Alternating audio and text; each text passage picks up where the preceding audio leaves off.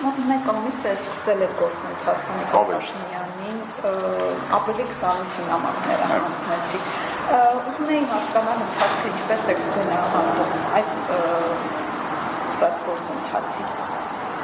Պարոն Ղազարյան։ Դե ակնհայտ է, որ այդ օրվանից այդ հարցը դարձել է ներքաղաքական կյանքի գլխավոր օրակարգային հարց է։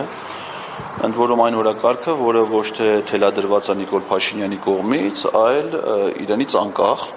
եւ գործընթաց ընթանում է իր կողմից չվերահսկվող, չկառավարվող տրամաբանությամբ, այն դարձել է բոլոր քաղաքական գործիչների հիմնական խոսույթը,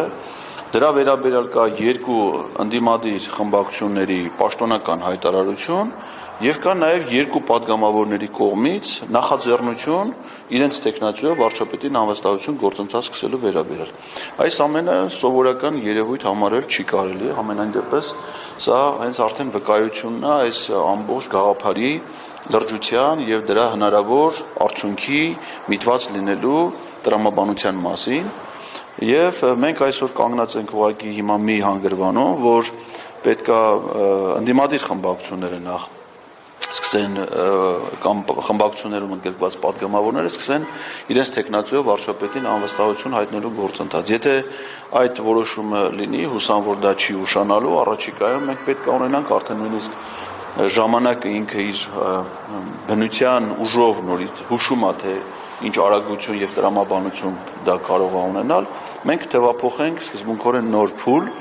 եւ այդ փուլում մենք ունենանք շատ արագ զարգացումներ եւ ես ակնհայտորեն տեսնում եմ դրա հաջողությունը։ Այդ առումով ես իմ կողմից ավելացնեմ, որ իրադարձությունների զարգացումը կարող է լինել 3 տարբերակով։ Բացառում եմ իմպիչմենտի գործընթացի օրակարգից դուրս գալը քաղաքական, դա բացառում եմ, մինչև նույնիսկ 2026 թվականի, եթե նույնիսկ ենթադրենք հասնենք ընտրությունները, դա օրակարգում լինելու է եւ անպայման հանրությունը ընտրողները այդ հարցը տալու են ընդդիմադիր падգամավորներին, ովքեր ընտրությանը կմասնակցեն, թե ինչու չարեցին։ Տարբերակ առաջին, երբ որ երկու խմբակցություններ ընդդիմադիր, ի վերջո մի կողմ կթողնեն իրենց տարաձայնությունները, անձնական ամբիցիաները, որը հստակ արտահայտվում է գոնե խմբակցություններից մեկի կողմից եւ կառաջադրեն միասնական տեխնացու, որի շուրջ բոլորս միասին կհամախմբենք եւ աշխատանք կտանենք։ Տարբերակ երկրորդ, եթե խմբակցություններից մեկը մասնավորապես Հայաստան խմբակցությունը շարունակի այս գործելավոճը, որը որ ինքը աշխատում է, այսինքն ներսից տորպետահարումը իրականացվի,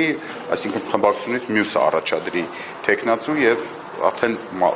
ոչ մասնակցության եղանակով Հայաստան խմբակցությունները միանա գործընթացին եւ նորից սկսվի այսպես միասնականության համախմբման գործընթացը, սա իմ համար ոչ ցանկալի տարբերակ է։ Եվ երրորդ տարբերակը, եթե ի վերջո մեր երկու խմբակցություն, ընդդիմադիր խմբակցությունները հրաժարվեն իրենց նախընտրական բուն խոստումից, դա Նիկոլ Փաշինյանին հեռացնելու խոստումն է, եւ այդ ժամանակ հանրությունը ինքը իր ուժերով առաջադրի տեխնացու, հանրության համար ընդունելի տեխնացու եւ падգամավորներին արդեն բոլոր 107 падգամավորների մասին է խոսքը, արդեն առանց տարանջատելու ընդդիմադիր իշխանական սկսվի այսպես պարտադիր կամավոր սկզբունքով ստորագրահավաքը։ Այս պայդրությամբ ընդդիմադիր դաշտում ընթանում են շատ ակտիվ բանակցություններ, հուսով եմ դրանք մոտապես եթե ժամանակագրությամբ ասեմ մի քանի օրվա այսպես բան ունեն, հա, գործողություն ունեն, մի քանի օրից մենք կիմանանք այդ տեխնացուների այդ բանակցությունների արդյունքները եւ արդեն հուսով եմ կմտնենք կիրառական փուլ, ոչինչ չանելու այս ընդդիմադիր դաշտի, այս ապատիկ ոչինչ չանելու այս մուդից տեղափոխվենք արդեն գործնական ստորագրահավաք, հանրության մոբիլիզացիա եւ այլ այդ բոլոր փուլերը։